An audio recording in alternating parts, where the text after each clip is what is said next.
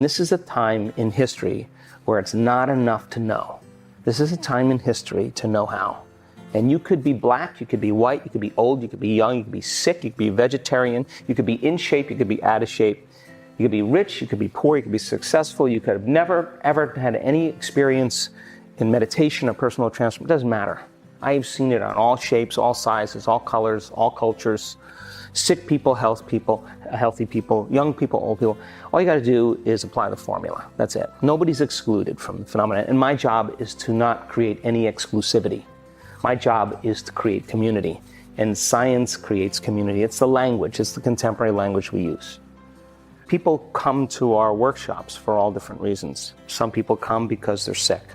Some people come because they want more money. Some people want a new job, a new opportunity, a new career, a new relationship. Some people want the mystical. The people come for all kinds of reasons. To me, I don't care. What I care about is that they latch on to a vision and they learn how to create.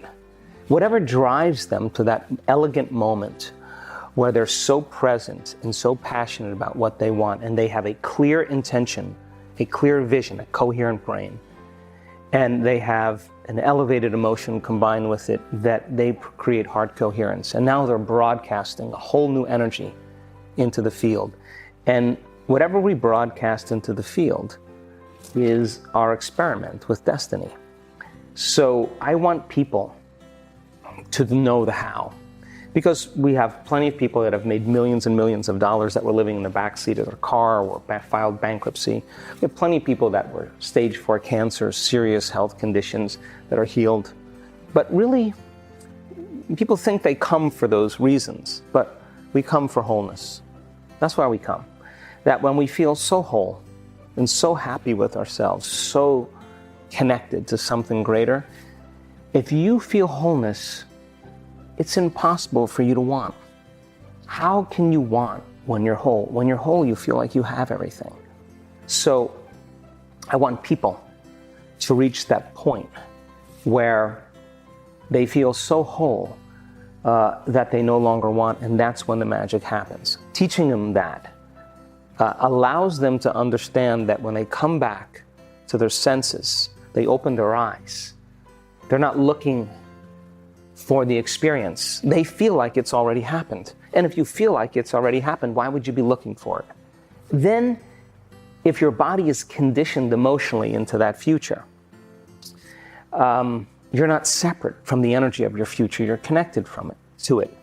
But the moment you get in traffic and you start getting angry, you get on the line at the bank and you start getting impatient, or you're sitting in a staff meeting and you start judging a coworker, you just disconnected from the energy of the future, and now you're back to the energy of your past, and you've done nothing wrong. You just lost your connection to the future. Now, the importance of that is to notice that you're disconnected. And if you say to me, well, that person made me feel this way and think this way, I'd say, oh my gosh, you're back to the unconscious program of being a victim in your life. The victim is saying that someone or something is controlling how I think and feel. But a person who's producing outcomes in their life, all of a sudden they say, wow, the way I'm thinking and feeling is creating outcomes in my life. Now I'm a creator in my life, and now I believe less that I'm a victim of my life. Point one. Point number two is that people think that they want certain things because they're experiencing lack. And so they have to go about becoming the very person. So then, if we reframe it and you say, oh, I really want to be wealthy, I want all my needs met, and I'll say, really, why do you want to be wealthy? And they'll say, because I want freedom. I'd say, okay, well, let's focus on freedom. So now the person understands the sponsoring thought or the emotion. Why would you wait for your wealth to feel free? That's the Newtonian model of reality, of cause and effect. Waiting for someone or something out there to take away this emptiness or lack. And what if I'm feeling this emotion is influencing certain thoughts, and how I think and feel creates my life. If I'm living in lack, I'm not going to create anything new. But if I say to you, hey, when you become that person, once you become it, then your reality is going to reorganize itself. Instead of living by cause and effect, let's teach you how to cause and effect. So then, The person then is no longer interested in getting something in their environment when they realize it's about who they become. And all of a sudden now the emphasis or the interest is in becoming that person. And we have a week with those people, and I want them to walk as it, sit as it, stand as it, lay down as it. I want them to get in the habit of walking from their room to the ballroom. It's become the new habit. That's why when we do our work, we're doing sitting meditations, we're doing standing and walking meditations, we're doing lying down meditations. I want it to become a new habit. I want them to become that person. So then, this happens thousands of times. People come for certain reasons. They come to heal their disease. And once they heal their disease, they realize it was never about healing their disease. You know what it was? It was about unlearning, breaking the habit, deprogramming, becoming conscious of their unconscious thoughts, becoming aware of their automatic habits and behaviors, noticing that they've been living in unworthiness and guilt for the last 25 years, but they're so used to living by that feeling, they don't even know it's guilt. It just feels like who they are. So point number 2 is that becoming that person requires you to stop being the old person. That's the work.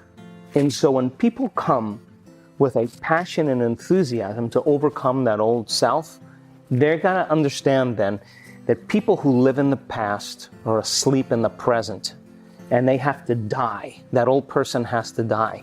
And the dying of that old personality is an uncomfortable process. But if you apply the formula, when you're in that uncomfortable process, you will literally begin to become somebody else. So when they start becoming that person, they'll say, I thought I wanted wealth, but I really don't want wealth, I want this.